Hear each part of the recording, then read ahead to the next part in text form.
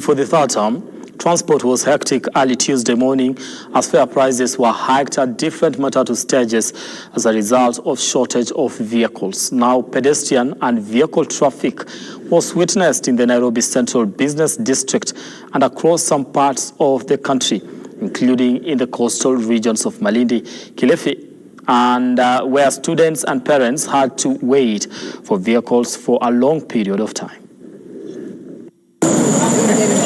This was the situation.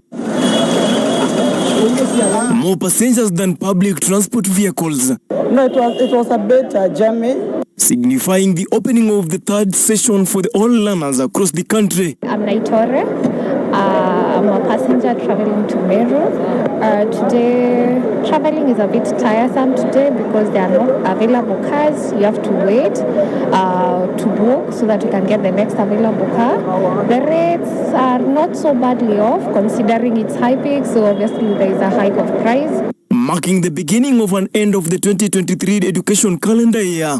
I'm Beatrice, mimi ni mzazi na nimeleta mtoto na 20K wanatupea ofa safa. Iko poa.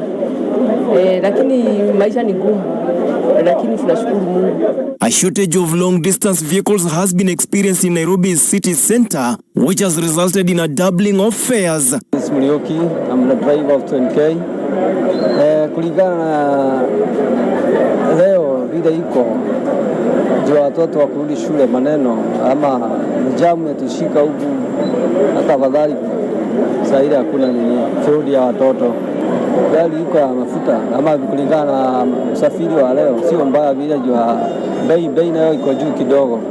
Kwa hivyo at least itapakisha kitu kizuri. Public service transport vehicles have been forced to outsource and increase the number of vehicles from their counterparts who provide services in Nairobi and its environs to accommodate the large number of passengers. Kawaida, najua kama sisi tunazoea kama raha, sisi tumezoea kwa abiria wetu na 1000. So hata kama iko juu, hata wengine